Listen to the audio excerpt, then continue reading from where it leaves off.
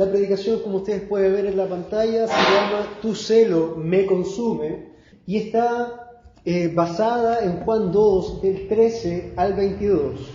Dice lo siguiente: La Pascua de los judíos estaba cerca y Jesús subió a Jerusalén y encontró en el templo a los que vendían bueyes, ovejas y palomas y a los que cambiaban dinero allí sentados. Y haciendo un azote de cuerdas, echó a todos fuera del templo con las ovejas y los bueyes, desparramó las monedas de los cambistas y volcó las mesas. Y dijo a los que vendían palomas: Quitad esto de aquí, no hagáis de la casa de mi padre una casa de comercio. Sus discípulos se acordaron que estaba escrito: El celo por tu casa me consumirá. Entonces los judíos respondieron y le dijeron: Ya que haces estas cosas, ¿qué señal nos muestras? Jesús respondió y les dijo: Destruid este templo y en 3 días lo levantaré. Entonces los judíos dijeron: En 46 años fue edificado este templo, ¿y tú lo levantarás en 3 días? Pero él hablaba del templo de su cuerpo. Por eso, cuando resucitó de los muertos, sus discípulos se acordaron de que había dicho esto, y creyeron en la Escritura y en la palabra que Jesús había hablado. Padre Santo, voy delante de su presencia una vez más, Señor. Como cada domingo, entro, Señor, con temor y temblor delante de su presencia. Entiendo, Padre Santo, que esta palabra que nosotros abrimos es una palabra santa. Entiendo, Señor, que tal como Moisés se acercaba a la zarza ardiendo y tú le dijiste: Quita la sandalia de tu pie porque el terreno que pisas es santo. Señor, con cuánto temor y reverencia, con cuánto terror y temblor debo acercarme a ti, porque tu palabra, Señor, es santa, tu palabra es sagrada. Quita de mí, Señor, cualquier cosa, pensamiento que venga humanamente. Quita de mí, Señor, cualquier cosa que no provenga de ti, Señor. Que sea tu palabra la que sea hablando desde el cielo, Señor, hasta nosotros. Que tu palabra sea expuesta en esta mañana. En el nombre de Jesús lo rogamos y sabemos que tú vas a obrar, porque tú, Señor, estás aquí en medio de nosotros, porque tú, Señor, guías nuestras vidas y porque te lo pedimos todo en el nombre de Jesús. Amén y amén. Tu celo me consume. Usaremos como una introducción para contextualizar lo que acabamos de leer, la contextualización histórica que hace John MacArthur. John MacArthur es bastante bueno buscando todos los contextos históricos y vamos a hacer uso de eso. La fiesta de la Pascua conmemoraba la liberación de Israel de su esclavitud en Egipto. ¿Recuerdan aquel episodio? Cuando Dios a través de Moisés rescata de la esclavitud al pueblo de Israel desde el pueblo de Egipto y con mano poderosa Dios saca al pueblo. Bueno, Dios en ese momento instaura la Pascua. Entonces, la fiesta de la Pascua conmemoraba la liberación de Israel de su esclavitud de Egipto. Cuando el Señor mató con su ángel de la muerte al primogénito de los egipcios, pero pasó por encima de las casas de los israelitas. Hermano Simón tuvo un tiempo de recordarnos aquel evento en la palabra de Dios, como la sangre de los corderos sacrificada puesta en los dinteles de las puertas hizo que el ángel de Dios, que venía a destruir por completo, cuando veía esa señal, el ángel pasaba por alto esa casa y no la tocaba. Imagínense el hombre más soberbio, entre comillas, en Israel, y decía: no, yo tengo a Cristo en mi corazón, yo tomé una decisión por Cristo, yo no necesito entrar en una casa con una puerta marcada con la sangre, yo soy salvo, nadie tiene que venir a mí, nadie tiene que juzgarme por lo que yo soy, por lo tanto yo me niego, yo simplemente tengo a Cristo en mi corazón y voy a quedarme afuera de la casa. Teníamos otro ejemplo también de un hombre que tenía unas serias dudas con respecto a su salvación y decía: pero si yo no soy digno, yo he sido malo, yo he sido cruel con mi esposa, con mi esposo, yo no he alimentado bien a mis hijos, tengo serias dudas. Y con ese poco de fe, él entró a la casa. Vino el ángel de la muerte y adivinen quién murió y quién vivió. ¿Tú sabes quién murió? Aquel orgulloso que decía: no, nadie puede dudar de mi salvación, yo no necesito esa puerta, yo no necesito eso. Cuando el ángel de la muerte vino, es murió. Cuando el ángel de la muerte llegó y ese hombre que estaba acá, ese hombre que consideraba que su corazón era complicado, que no tenía tanta fe, pero él entró, ese poco de fe bien puesta fue suficiente para no morir. Esa fe que tenía este hombre probablemente era una fe muy grande, pero no en el Dios de la Biblia. No en el Dios de la Biblia. Cuidado con eso. Eso es lo que nos recuerda un poco de la Pascua, cuando el ángel de la muerte pasó por encima de las casas. Lo celebraban anualmente el día 14 del mes de Nisan. Esto equivale a marzo o abril, dependiendo del calendario judío. El calendario judío es un calendario lunar de 360 días. Por eso hay veces que calza marzo o abril, porque no es de 365 días como el nuestro. Ese día, entre las 3 y las 6 de la tarde, sacrificaban corderos y comían la cena de Pascua. En obediencia a esta conmemoración, subió Jesús con sus discípulos a Jerusalén. La Biblia no nos dice que Jesús subió con sus discípulos, pero hemos visto también que cuando un maestro tomaba discípulos, esos discípulos pasaban día, tarde y noche con él. Vivían con él, comían con él, dormían junto a él, hacían todo lo que él hacía porque ellos estaban tomando todo lo que su maestro les iba enseñando. Por lo tanto, si la Escritura no nos menciona que Jesús sube a Jerusalén con sus discípulos, tengan por ciento que sus discípulos están en él. Vamos a desglosar un poco esto que hemos visto como introducción, y el primer punto que nosotros vamos a ver es celo por Dios. Celo por Dios. Juan 2:13 al 16, se fijan acá, todos en sus mentes tienen la imagen de un Jesús como un cordero, porque lo fuera, ¿cierto? Como que no tocaba un pelo a nadie, que no movía ni nada, cosa que nadie pudiera decir, oye, pero qué violento es este hombre, qué fuerte es este hombre. Esta imagen que nosotros vemos a Jesús dista totalmente de él, porque es un celo por Dios. Cuando Jesús entra a la casa de su Padre, hay que recordar varias cosas que iremos viendo, y ve lo que hace, Él tiene una reacción. Y Él tiene una reacción fuerte. Fuerte. A Jesús no le tembló la mano en ir y actuar de la forma más fuerte que Él pudo haberlo hecho. Y lo vamos a ver. Ante la escena del comercio desvergonzado que se estaba dando dentro del templo consagrado de Dios, como una excusa vana y dando gloria al pragmatismo al obtener lo necesario para efectuar las ofrendas y el sacrificio. ¿Qué quiero decir con eso? ¿Qué se necesita para las ofrendas del templo? ¿Qué se necesita para la Pascua? ¿Se necesitan corderos, becerros, palomas? Entonces eso es una buena excusa para nosotros tener y vender todo lo que necesiten, ¿verdad? Eso se llama pragmatismo. Cuando el día 8 de diciembre se celebra el Día de la Virgen, ustedes pueden ver que la avenida está cerrada, ven más gente vendiendo cosas de lo que sea que dando tributo a ese ídolo. Pragmatismo. Es exactamente lo que está ocurriendo en este momento, en este lugar. Entonces ellos estaban más preocupados de dar gloria a Mamón, después vamos a decirles quién es Mamón, que a Yahweh. ¿Ya? ¿Recuerdan quién es Yahweh? ¿Alguien sabe quién es Yahweh? ¿Quién es Yahweh, Simón? Nuestro Dios, ¿no es cierto? Yo soy el que soy, el que muchos conocen como Jehová, nosotros le conocemos como Yahweh. Básicamente es Jesús antes de encarnarse, ¿no? Entonces, antes de dar la gloria a Yahweh, estos vendedores estaban más preocupados de dar la gloria a Mamón. Entonces, Yahweh había sido olvidado. ¿Quién es Yahweh? Yahweh es el Dios de Abraham, de Isaac y de Jacob, aquel Dios que se presentó a Moisés en la zarza. Cuando Moisés fue a la zarza le dice, pero ¿cómo les diré que se llama el Dios de sus padres cuando yo vaya a ellos? Y el Señor le dice, le dirás, Yahweh te envía. La Biblia no dice Yahweh directamente, sino que dice, le dirás, yo soy el que soy, te envía. Yo soy el que soy es la raíz del verbo ya, que es el verbo ser. Por lo tanto, lo que está diciendo ahí es, Yahweh te envía. Yo soy el que soy. Ese es tu Dios, ese es mi Dios. Ese debería ser tu Dios. Entonces ellos estaban dando un mayor culto a Mamón, olvidando a Yahweh. ¿Quién es Mamón? Lo he mencionado varias veces. Mamón es una deidad pagana antigua que se identificaba con la avaricia, la riqueza y la injusticia.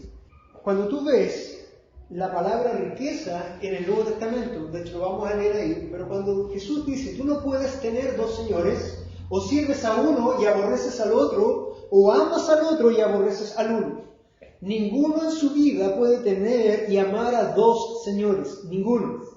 Porque o aborrecerás a Dios y amarás a Mamón, o al revés. Cuando Jesús dice, amarás a las riquezas, no dice las riquezas, dice amarás a Mamón. Y Mamón es esta deidad demoníaca que simboliza la avaricia, las riquezas y la injusticia. De hecho, Mateo 6:24, lo voy a leer textual, de una Biblia textual, que dice lo siguiente: ninguno puede servir a dos señores, porque aborrecerá al uno y amará al otro, y se apegará al uno o menospreciará al otro. No podéis servir a Dios y a Mamón. Y Mamón es una personificación de esa deidad de las riquezas. Diferentes versiones traducen como las riquezas. Entonces, disasocian el término porque hacen una comparación entre peras y manzanas. ¿En qué quiere decir? Entre Dios, que es persona, y riquezas que no son personas. Pero la Escritura hace una comparación entre una persona y una persona, entre Dios, Dios de la Biblia, y esta deidad que también es persona, porque no es que sea un ídolo falso, no es que no exista, sino que es un demonio que está siendo exaltado y glorificado. Ahí es una comparación correcta. Por lo tanto, ante tan grotesca escena, es que Jesús hace uso de, escuchen esto, una ira santa. Ira santa. Para evidenciar el corregir el pecado. La ira, en su expresión correcta, no es pecado si vemos que es una expresión constante en las Escrituras conforme al carácter de Dios. Amados, cuando tú tienes en tu mente a un Dios que es el viejito pascuero, que es el flaco de arriba, el buena onda, no, si Dios es tan bueno, ese no es el Dios de la Biblia. Dios es amor, sí, Dios es bueno, sí, pero no es solo eso. Dios también es un Dios que tiene ira, y se ve desde el Génesis hasta el Apocalipsis. Desde cuando hace juicio contra Sodoma y Gomorra hasta cuando está exprimiendo el lagar de la sangre de aquellos que están en condenación al infierno. Ese es tu Dios, o debería ser. Si tú tienes otra concepción de Dios, si tienes otra imagen de tu Dios, quiero decirte en esta mañana que tienes un ídolo en tu mente. Que no estás amando y no estás conociendo al Dios de la Biblia. Tienes un ídolo en tu mente. Hay muchas personas en esta mañana que están dando culto al Dios de sus mentes. Y aman a Dios y se derriten delante de Dios y alzan sus manos y glorifican a un Dios que está en sus mentes tan bueno. Es un Dios tan hermoso, Pero ¿saben qué? Esas personas aman al Dios que está en sus mentes, pero aborrecen al Dios de la Biblia. Aborrecen al Dios de la Biblia. No lo conocen. Dios, amados, uno de los atributos de Dios es que Dios sí tiene ira, y una ira santa. Salmo 76, 6 al 7, solamente nos recuerda lo siguiente, para que escuchen esto. A tu reprensión, oh Dios de Jacob, carros y caballos yacen postrados en profundo sueño. Tú, solo tú, eres terrible. ¿Quién podrá resistir delante de ti cuando se encienda tu ira? ¿Ese es el diablo? No, ese es Dios, Yahweh, nuestro Dios.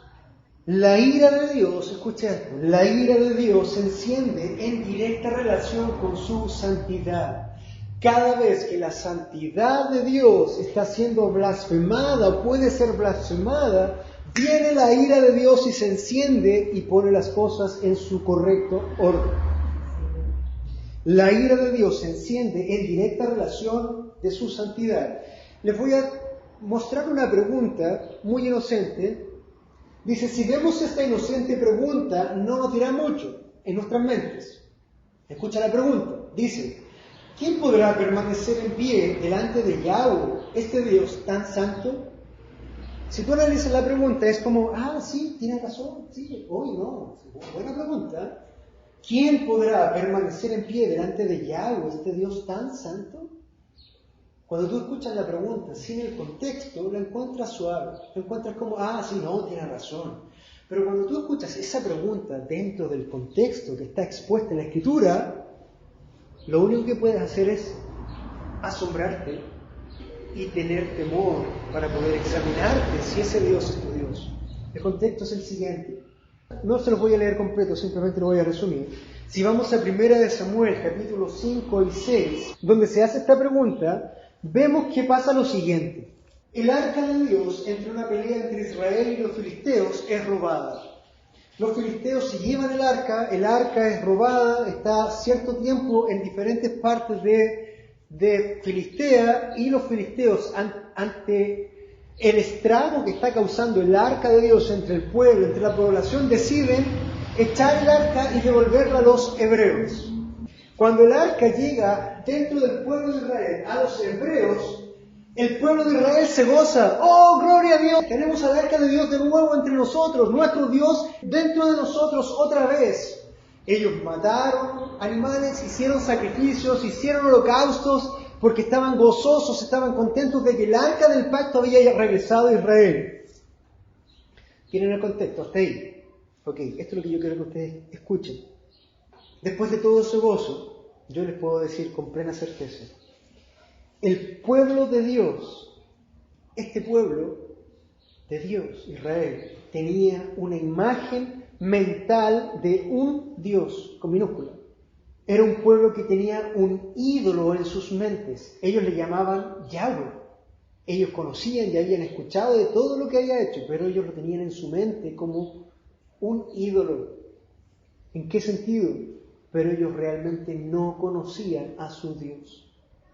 No conocían a su Dios. ¿Por qué? No conocían al Dios de la Biblia. Porque si hubieran conocido al Dios de la Biblia, si hubieran conocido a su Dios, si hubieran conocido a Yahweh, ellos jamás hubieran hecho lo que hicieron. ¿Saben lo que hicieron? Cuando el arca llegó y se gozaron y festejaron, le hicieron sacrificio y holocausto, ellos se acercaron y levantaron y miraron adentro del arca del pacto.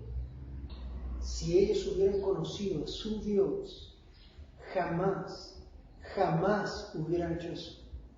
¿Saben qué pasó? La ira de Dios se encendió. ¿Viste el partido de Chile contra Venezuela? Habían 40.000 personas en el estadio. Un estadio repleto. Bueno, la Escritura dice que la ira de Dios se hizo presente y Dios mató ese momento 50.070 personas. Dios mató 50.070 personas, más que el Estadio Nacional lleno. Nosotros vimos el Estadio Nacional rojo por la polera de Chile. Bueno, acá fueron 50.000 personas y se dio rojo, no por la polera de Chile, sino por la sangre derramada. ¿Por qué? Porque ellos no conocieron a su Dios. La ira de Dios manifestándose, ¿por qué? Porque su santidad fue vulnerada. La ira de Dios se enciende cuando su santidad es vulnerada. Y ahora repito la pregunta inicial, porque ellos cuando Dios aplacó su ira, después de haber matado hasta 50.070 personas, los que quedaron vivos dijeron, ¿quién podrá permanecer en pie delante de Yahweh, este Dios tan santo? Cambia ahora sus mentes, ¿o no? Cambian sus mentes. Entonces, cuando Jesús llega al templo y encontró en el templo a los que vendían bueyes, ovejas y palomas, la ira de Dios se apoderó de él, la ira santa. ¿Y qué hace él? Hizo azote de cuerdas, echó a todos fuera de acá, fuera, ustedes no merecen estar en la casa de mi Padre. La ira de un Dios santo estaba evidenciándose, el celo estaba evidenciándose con fuerza y firmeza. Dice, desparramó las monedas de los cambistas y volcó las mesas. ¿Cuántas de eso pasaría hoy día en tantas iglesias que están preocupadas más del dinero, están preocupadas más de los diezmos, de Mamón, que de conocer a Yahweh, que de conocer a Jesús? ¿Cuántas iglesias tú conoces así? Yo conozco muchas. No me alcanza el tiempo para ponerme a nombrar una por una, pero hay muchas. Nosotros como IBI, como iglesia, no estamos preocupados de darle gloria y honra a Mamón. No nos interesa. Nos interesa dar gloria a Dios, pero al Dios de la Biblia, no al Dios que nosotros pensamos, no al Dios que nosotros concebimos, no al Dios que nosotros imaginamos, al Dios de la Biblia. Porque si no lo hacemos, ¿sabes qué va a pasar? Tú vas a estar 30 años, 50 años asistiendo a una iglesia, llenando un asiento, predicando el Evangelio, sirviendo a muchos, y cuando llegue el momento de ir delante de la presencia de Dios, Dios te va a decir, apártate de mí, nunca te conocí. ¿Por qué? Porque el Dios que tienes en tu mente nunca fue el Dios de la Biblia. Por lo tanto, amado, te llamo ahora a que tú puedas examinarte si efectivamente el Dios que conoces es el Dios de la Escritura o es un Dios que has imaginado o has creado en tu propia mente. Hay peligro ahí, mucho peligro ahí. ¿Por qué? Estos hombres de Israel, si hubieran conocido a su Dios, nunca hubieran muerto. Nunca hubieran muerto. Si tú hubieras conocido a tu Dios, nunca hubieras muerto. Y ruego al Señor por tu alma, ruego al Señor por tu vida, porque no me gustaría verte en ese momento, no dando gloria al Cordero o a la poda del Cordero, sino siendo uno que está afuera, echado fuera. Mi rol como pastor es mostrarte al Dios de la Escritura, no al viejito pascuero, no al genio de la lámpara que concede todos tus deseos. Ese Dios no existe. Ese Dios es una imagen. Ese Dios te va a llevar al infierno. Amados, el Dios de la Biblia, esto es fuerte lo que voy a decir, pero el Dios de la Biblia es terrible fuera de Cristo. Cuando tú estás en Cristo, hay salvación, hay redención, hay gozo, hay esperanza, hay muchas cosas. Pero fuera de Cristo, Dios es terrible. Si tú no estás en Cristo, deberías temer, porque nada bueno te espera. Fuera de Cristo, Dios es terrible. Recuerda Salmos 7:11. Salmos 7:11 dice lo siguiente: Dios es juez justo y escucha esto, está airado. ¿Qué quiere decir airado? Que tiene ira. Está airado contra el impío todos los días. He escuchado muchas veces en muchos púlpitos la siguiente declaración: no, mis queridos, no tengan preocupación, Dios aborrece el pecado, pero Dios ama a los pecadores. ¿Lo han escuchado? Dios aborrece el pecado, pero Dios ama a los pecadores. Eso es mentira. Y es una mentira del infierno. Dios no ama al pecador. Dios aborrece al pecador. Y está airado con él todos los días, esperando el momento de que ese pecador vaya delante de su presencia para ajustar cuentas. La Escritura dice: Dios es juez justo, no el viejito pascuero, no el flaco de arriba.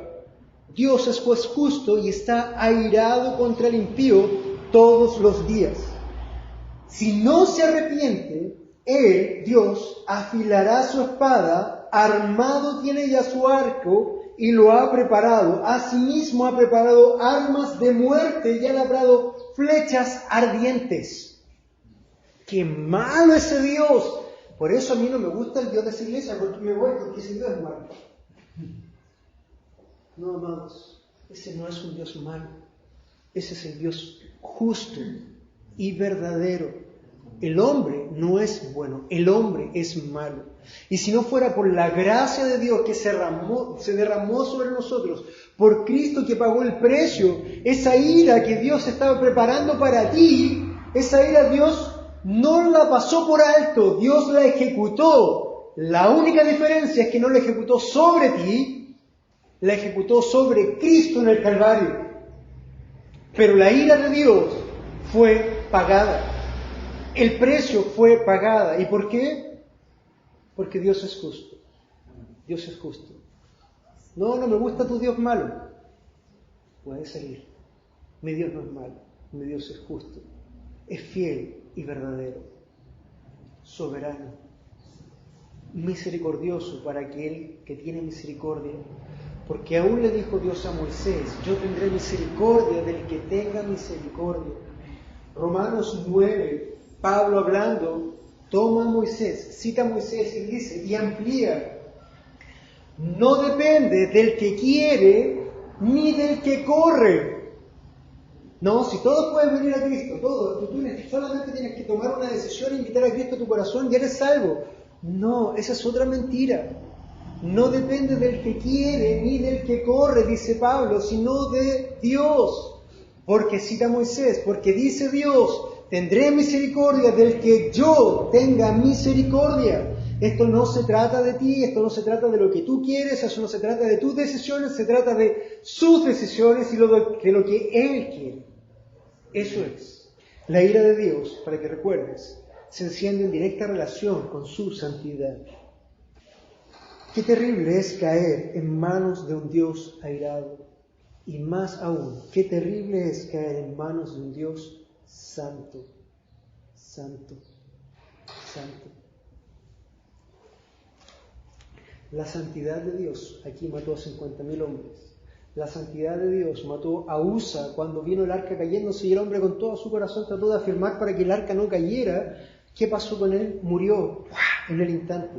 La santidad de Dios lo mató. ¿Qué pasaba con el sumo sacerdote? El hombre puesto por Dios, el hombre más santo de Israel, que podía entrar o que debía entrar una vez al año al lugar santísimo para llevar la culpa y la expiación del pueblo por las culpas anuales. ¿Qué pasaba con ese sumo sacerdote si no entraba preparado? Si se atrevía a cruzar del lugar santo al lugar santísimo, aquí estaba la cortina, si él cruzaba esa cortina no preparado, ¿ustedes saben qué pasaba con él? ¿Quién sabe? Moría. El hombre más santo de Israel, si no entraba preparado a la presencia de Dios al momento de cruzar la cortina, caía muerto. Por eso, uno de los utensilios que tenía que usar el sumo sacerdote sobre él era una campanilla para saber si en el movimiento estaba vivo o Dios lo había matado. ¿Pero qué Dios malo es ese? No, amados, Dios es justo. Y más que justo es santo, santo, santo. Vemos algunas cosas importantes rápidamente de las cosas que hizo Jesús. Primero, lo que Jesús hizo, escuchen esto, lo que Jesús hizo lo hizo en público y no en privado. Lo que Jesús hizo aquí lo hizo en público y no en privado. Cuando la corrupción ha afectado a todos, tanto que ya a nadie le llama la atención, la corrección debe ser pública y no privada. Tengan en cuenta eso. Les voy a contar un ejemplo personal. Estas 2 semanas he estado investigando mucho acerca de un famoso ministerio hispanoamericano para mujeres. Y lo he denunciado abierta y públicamente junto a otros hermanos en la fe en Hispanoamérica. Hay testigos de eso aquí. No en forma privada, en forma pública. He recibido muchas críticas de ser falto de amor y se me ha exhortado en repetidas ocasiones a hacer esto directamente con las personas involucradas, pero en forma privada. Amados, ese ministerio ha infectado a miles de hombres y mujeres en Hispanoamérica. Su denuncia debe ser hecha en forma pública y abierta, con azote de cuerdas. Con azote de cuerdas. Eso es lo que hizo mi Señor, y si nosotros queremos ser a la imagen de Cristo, nosotros debemos ser como Cristo, público y no privado. Yo no saco nada con ir y decirle a la líder, a la apóstola, a la super mujer, estás mal bíblicamente, se va a decir, sí, estoy mal bíblicamente, pero va a seguir ganando miles de dólares con su ministerio y va a seguir infectando a millones o a muchos con su ministerio. Hay que denunciarlo públicamente, con azote de cuerdas. 2. Lo que Jesús hizo. Jesús fue firme, pero sin pecado. Jesús fue firme, pero sin pecado. Vemos también que la forma correcta de atacar el pecado y la corrupción es de forma firme, directa, pero sin pecado. Jesús no pecó al tener un celo santo por Dios y por las cosas de Dios. Él fue fiel a Dios, firme con los hombres corruptos y correcto y público en su proceder. Eso fue lo que hizo Jesús. Tercero, Dios puso más alta o por eminencia la justicia de Dios antes del qué dirán. Dios estaba más preocupado por la gloria de Dios, por su justicia, por su celo, que por el qué dirán. Jesús fue fiel a Dios y puso las cosas en su justo balance. Primero es Dios, su santidad, su justicia, luego los hombres. Jesús no se preocupó del qué dirán. Jesús consideró a su Padre y su parecer mucho más relevante que el parecer de todos los hombres corruptos, que sin duda alguna lo juzgaron de mal proceder por haber tocado sus intereses, por haber tocado su ídolo, por haber tocado a Mamón. Eso pasa hoy día y va a pasar y va a seguir pasando. La justicia de Dios antes del qué dirán. Otra referencia con respecto a lo mismo que les comenté acerca de esta denuncia pública que hice fue, en la semana me dijeron, usted es un pastor joven y no debe manchar su currículum por denunciar estas cosas. Amados, que mi currículum quede todo manchado, negro, sucio, pisoteado, me da exactamente lo mismo. Me da lo mismo. Porque primero debe ser fiel a Dios y a su justicia. No me importa el currículum, ni a Jesús le importa el currículum. ¿No? No le debo personalmente, ni tú, no le debo a los hombres. De Dios soy deudor. Dios me escogió, Dios me llamó, Cristo murió por mí. Ninguno de ustedes lo hizo. Ninguno de los hombres lo hizo. Solo Dios lo hizo. Escuchen esto. Aún un perro ladra cuando su amo es atacado. No sé si han tenido un perro fiel, pero si alguien te va a hacer daño y está el perro ahí, ¿qué va a hacer el perro? Va a saltar y va a defender con su vida a su amo. Aún un perro ladra cuando su amo es atacado. Yo sería un cobarde si es atacada la verdad de Dios y permanezco en silencio.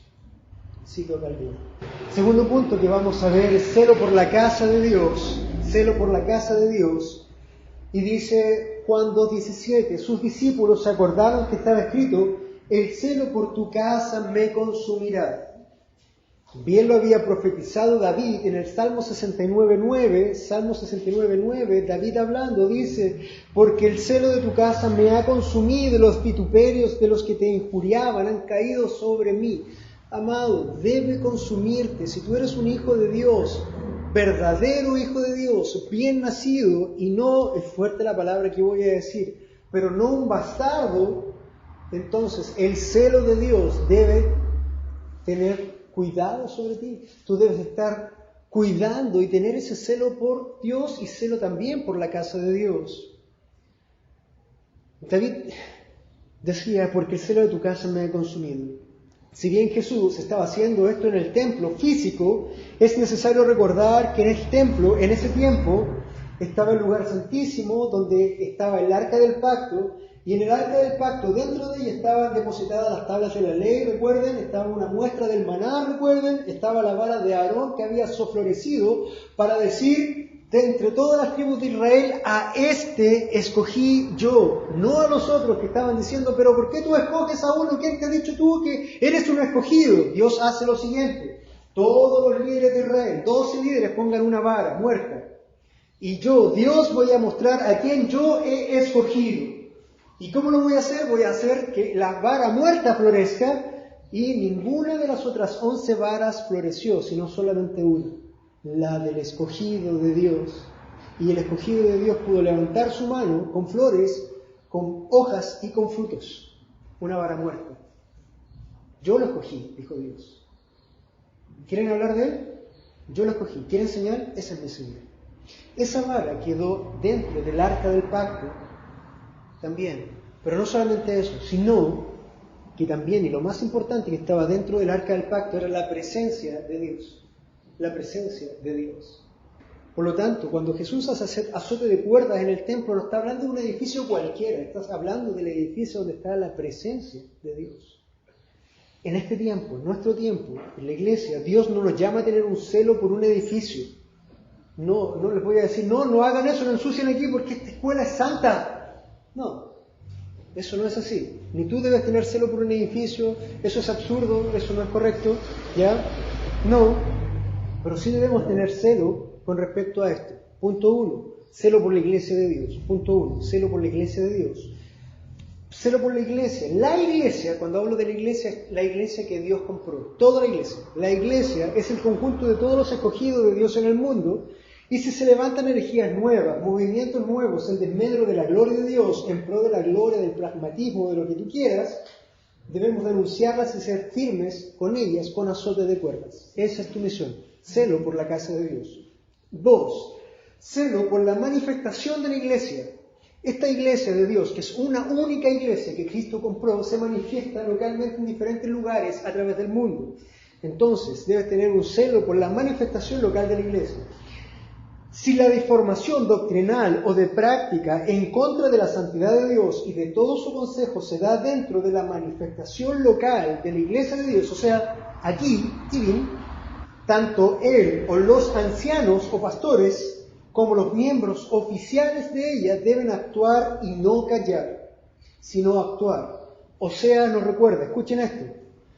Oseas 4:6 nos dice, mi pueblo es destruido o fue destruido por falta de conocimiento. Daniel nos dice en Daniel 11:32, con halagos hará apostatar a los que obren inicuamente hacia el pacto. Este está hablando del hombre de perdición, pero también hay una aplicación para nosotros ahí, porque dice, mas el pueblo que conoce a su Dios se mostrará fuerte y actuará. 3. Celo por las ovejas. Si bien el celo por las ovejas de Dios también debe ser compartido por otras ovejas del rebaño, en este caso los miembros oficiales de la iglesia, son los ancianos o el pastor o los pastores a quienes se le ha entregado de parte de Dios el cayado y ha sido puesto en sus manos. ¿Recuerdas el cayado? El cayado es un palo, ¿no es cierto?, que usa el pastor para dirigir. Y ese cayado viene de parte de Dios. Es Dios el que pone el cayado sobre aquel que Él pone en la congregación, el que llama y pone como pastor anciano o ancianos o pastores. Ese es el cayado. El cayado antiguamente servía para varias cosas. 2 cosas puntualmente. Una, cuando el pastor tenía el cayado, con eso él guiaba a las ovejas. Vamos, y guiaba a las ovejas. Las ovejas iban detrás de él, no iban adelante de él. En Chile, nuestro arreo es un arreo inverso al de Israel. Acá el arriero va con sus caballos detrás de las ovejas y con los perros por detrás azotando. En Israel era totalmente diferente. Era tanta la cercanía y el amor entre el pastor y sus ovejas que las ovejas escuchaban la voz de su pastor y lo reconocían. Por lo tanto, el pastor iba delante del rebaño con su cayado, hablando, cantando, silbando. ¿Y sabes qué hacían las ovejitas? Iban todas detrás de él. Todas detrás de él. Él no tenía que andar azotando con eso, no, iban todas detrás de él. ¿Por qué? Porque una oveja conoce la voz de su pastor. Para eso se vive. Entonces él dirigía, guiaba, incluso hasta con el cayado los podía acariciar. Y la oveja no se iba a asustar por eso. Pero amado, el cayado que ha sido puesto también en las manos del pastor no solamente sirve para guiar, cuidar y dirigir y alimentar a las ovejas. No. El cayado que Dios ha puesto en las manos del pastor tiene una segunda utilidad y es para golpear fuerte a cualquier lobo o a cualquier depredador que quiera entrar a ese rebaño y que quiera tomar por lo menos una sola de esas ovejas. Y tengan por cierto que este pastor o los pastores que van a ver en Ibi no van a tener ningún problema con tomar el cayado para acariciar y cuidar a las ovejas. Pero tampoco van a tener ningún problema para tomar ese cayado y golpear hasta sacar a aquellos lobos que quieran introducirse en nuestra congregación. ¿Eso es falta de amor? No, eso es celo por la casa de Dios. Jesús dijo, el que tenga oídos para oír, que oiga. Celo por el Espíritu Santo. Entendemos que en cada oveja verdadera, cada creyente que realmente ha sido salvo, tiene el Espíritu Santo haciendo morada o habitación en él. Es decir, Dios mismo vive en cada creyente verdadero, por lo tanto también debemos tener celo por ese creyente por esa razón. No solamente un creyente, sino que el Espíritu Santo, Dios mismo, está viviendo en él. Celo por Jesús, para terminar. Cuando Jesús hace todo el azote de cuerdas, Jesús mismo nos da una explicación de esto. Dice, se nos da una explicación inmediata de las palabras de Jesús con respecto al templo. No se refiere al templo físico, sino a su propio cuerpo. Cuando Jesús dice, yo voy a destruir este templo y en 3 días lo reconstruyo, Jesús no está hablando del templo de ahí, sino que está hablando de su propio cuerpo. Ya él mismo lo explica. Él hablaba de que él iba a ser destruido y que su cuerpo iba a ser resucitado en 3 días. A eso se refería. Cosa que en sí mismo fue una señal para todos aquellos que dudaban, porque aquellos que estaban acusándolo a él cuando él fue crucificado, ellos sí o sí supieron, creyéndolo o no, que después de 3 días Jesús había resucitado. Y fue una señal grande en Israel. Celo por Jesús, celo por Jesús, celo por su iglesia, celo por las enseñanzas falsas que han corrompido el mundo actual que le llamamos cristiano. No solamente debemos cuidarlo de aquellas cosas falsas que son fáciles de distinguir. Por ejemplo, si viene un testigo de Jehová y te dice, oye, quiero hablarte de Jesús, déjame mostrarte a mi Jesús. Tú inmediatamente dices, ese Jesús es falso porque ese Jesús no es Dios, porque tú crees que ese Jesús es el primer creado, tú crees que ese Jesús es el arcángel Miguel.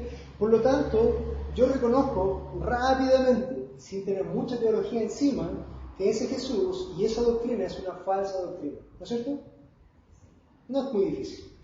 Pero ¿qué pasa si entra una iglesia cristiana, bautista, pentecostal, o lo que quiera llamar, de golpear y dicen, déjame presentarte a mi Jesús. Mi Jesús está golpeando en tu corazón para que tú le abras y dejas entrar. Mi Jesús está llamándote con una voz suave. Mi Jesús te está clamando de que tú vengas y quieras tomar una decisión por Él, que vengas y lo aceptes. Esa es una desviación, quizás un poco más sutil, pero igual de falsa que la primera de las teologías. Porque ese Jesús no es el Jesús de la Biblia. El Jesús pusilánime que está golpeando el corazón. Déjenme entrar, por favor. Y el que me abre la puerta, yo entraré con él y cenaré conmigo. Eso es un falso concepto de Jesús. Ese contexto, Apocalipsis, está hablando de una iglesia, no de un creyente. Está hablando de un tiempo específico al cual Jesús está llamando para poder obrar sobre esa iglesia. No es de salvación, no es para salvación, no tiene nada que ver con salvación. Si tú usas Apocalipsis 3 para decir, mira, si Jesús está golpeando tu corazón y cualquiera que entre en su corazón, entonces Él vendrá y cenará con Él, eso no tiene nada que ver con el Jesús de la Escritura, eso es un falso contexto. Cuidado con los falsos Jesús. Si tu Jesús es un Jesús pusilánime que está rogando, por favor, que alguien me quiera, pobre Jesús, ya voy a venir para acá. ¿Por qué? Porque le está rogando este Dios o este Jesús pusilánime que no es todopoderoso, le está rogando pusilánimemente al hombre orgulloso que tiene su libre albedrío, ahí el todopoderoso libre albedrío le dice, por favor, que tu libre albedrío me escoja. Me da pena, voy, ya, ok, claro. Ni ese Jesús es el Dios de la Biblia, ni ese hombre es el hombre que dice la Escritura. Cuidado con la falsa doctrina. Cuidado. El Cristo de la Escritura es un Cristo todopoderoso. Una vez vino, manso y humilde, a pagar la cruz. Pero no esperes a ese Jesús cuando venga en gloria y majestad. Él viene a poner a sus enemigos como estrado de sus pies y Él viene a ajustar cuentas. Si ese es el Jesús pusilánime que tú conoces, te llamo a que examines si realmente estás en la fe de Jesús. Porque si estás en la fe de Jesús, entonces estás en la fe de otro Jesús, no del Jesús de la Biblia. Cuidado con eso. Celo por la doctrina de Dios. Yo estuve ahí muchas veces cuando Dios me trajo, yo estuve por lo menos 20 años. 20 años de caminar siendo líder de jóvenes, de ser anciano de otra congregación, invitando a la gente, no, si solamente tú repites una oración, si tú haces que Cristo entre en tu corazón, entonces tú eres salvo. Yo muchas veces pronuncié, sí, te arrepentiste tus pecados, sí, hiciste la oración, sí, invitaste a Jesús en tu corazón, sí. Te voy a hacer la mejor propuesta que puedo hacer. ¿Dónde está Jesús ahora? En mi corazón. Entonces eres salvo. Yo, hermanos, muchas veces eso. y tengo la carga y soy culpable. Cuando Dios vino a mi vida de una forma especial, me tiró al suelo, me quebró de rodillas, llorando, me tuvo ahí. Y yo le dije en mi corazón al Señor con lágrimas, escuchen esto, no con temor reverente, con terror, con terror. Yo no sé cuál ha sido la situación más espeluznante o donde más te ha asustado en tu vida, pero quiero que lleves eso un poco a tu mente de lo que yo te estoy hablando. Yo estuve con terror y le dije, Señor, si tú no me matas ahora, yo nunca más voy a predicar este evangelio. Los siguientes 13 años de mi vida, 14 años de mi vida, he estado profundizando en esa doctrina, en la Escritura. ¿Por qué? Porque soy deudor del Dios de la Escritura, no de las doctrinas de hombres. Nunca más invité a nadie a orar para invitar a Jesús, para que golpeara su puerta y entrara en su corazón, nunca más. Por lo tanto, nosotros tenemos que tener celo por el Jesús de la Escritura. Jesús, amado, no es el Jesús pusilánime que está diciendo, por favor, que alguien me deje entrar en su corazón. No, Jesús dice, tú has sido escogido, yo he muerto por ti y el Espíritu Santo viene y te trae. Y vienes. Y tu glorioso libre albedrío murió con Adán. ¿Te acuerdas cuando Adán tenía libre albedrío y se pasaba Dios delante de él y él tenía contacto con Dios y conversaban? ¿Qué le dijo Dios? Adán, todo esto yo te he dado, tú eres Señor sobre todo esto, tú puedes comer todo lo que tú quieras, solamente no comas de esto. Porque, escuchen esto, si tú lo haces, ciertamente morirás. Dios es fiel y verdadero. Dios dijo algo. Y cuando Dios dice algo, eso se cumple. Vino la serpiente y dio una segunda verdad. La verdad de la serpiente fue, ¿con que eso te dijo Dios? No, come, tal vez eso tú no vas a morir, sino que sabe Dios que tú vas a ser como Dios. Lamentablemente nos cuenta la historia que Adán comió del fruto y al momento de comer el fruto cayó la ejecución de Dios, fiel y verdadero. Adán murió en ese momento espiritualmente, muriendo ese libre albedrío, y en unos años más murió físicamente. Y la causa de que tú te enfermes o que te resfríes o que pase cualquier cosa es porque Adán cayó y la palabra de Dios se cumplió 100%. 100%. Todo el que dice que el hombre todavía tiene libre albedrío para escoger de su propia voluntad a Dios, ¿sabes qué está haciendo? Está llamando a Dios mentiroso.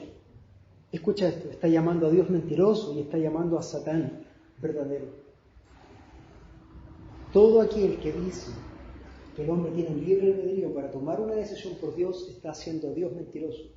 Porque Dios le dijo a Adán, Adán, si tú haces eso, ¿qué dice? Morirás. ¿Qué le dijo Satanás? No morirás. Si tú dices que el hombre tiene un porcentaje, aunque sea lo más mínimo, de vida internamente en él para tomar una decisión por Cristo y venir a Cristo, ¿qué estás diciendo? Estás diciendo, Dios mintió, Satanás dijo la verdad. Cuidado, cuidado, cuidado. Porque si tu Dios es aquel que tiene que golpear la puerta y esperar al libre albedrío del hombre, tu Dios no es el Dios de la Escritura. Y tu Dios es un Dios mentiroso. Celo por el Jesús de la Biblia. Celo por el Jesús de la Biblia. Para terminar, solamente una frase que estaba conversando el otro día con un hermano de Uruguay. Y dentro de las tantas conversaciones le escribí una frase muy breve, pero después me hizo mucho sentido. Y le dije, ¿sabes qué? Más vale humilde pasto del pastor que el mejor manjar del usurpador. No sé si te hace sentido eso, pero cuando tú tienes celo por Dios, celo por la casa de Dios, celo por el Jesús bíblico, celo por la gloria de Dios, tú vas a saber que vas a estar contento y tranquilo porque más vale el humilde pasto del pastor que el mejor manjar que pueda darte un usurpador. Medita en eso y te animo. Ten celo por la gloria de Dios primero. Ten celo por Dios. Ten celo por la iglesia de Dios, celo por tu iglesia y celo por el Jesús de la Biblia y su Evangelio. Vamos a orar. Padre Santo, vamos a tu presencia, Señor. Damos gracias por tu palabra, Señor, que es precisa, Señor. Damos gracias, Señor, porque tu palabra, Señor, muchas veces nos puede remover, Señor. A veces incluso no nos puede gustar tanto, Señor. Me da la impresión que Adán, cuando salió del paraíso, no le debe haber gustado, Señor. Pero tu voluntad es buena, agradable y perfecta, Señor. Tú eres soberano, Señor. Y tu palabra es buena, Señor. Señor, te pido que tu palabra sea dirigiéndonos, Señor, en tu camino, Señor, en tu voluntad, Señor. Y permítenos meditar, Señor. Permítenos meditar en quién eres tú, Señor. En tu magnificencia, Señor. En lo grande que eres, Señor. Y podamos, en algún punto, si es que podemos, Señor, dimensionar cuán poderoso eres, Señor. Y cuánta misericordia tuviste por nosotros. Te damos gracias, Señor, porque tú eres grande, Señor. Te damos gracias, Señor, por tu justicia, Señor. Porque es implacable, Señor. Gracias, Señor, porque no podemos pasarte por alto, Señor. Algún día, Señor, no estaremos frente a ti. Y esperamos, Señor, que nuestro Redentor sea Cristo. Gracias, Señor, por habernos escogido, Señor. Y por darnos tu salvación, Señor. Porque si no hay de nosotros, Señor. Permítenos, Señor, examinar si estamos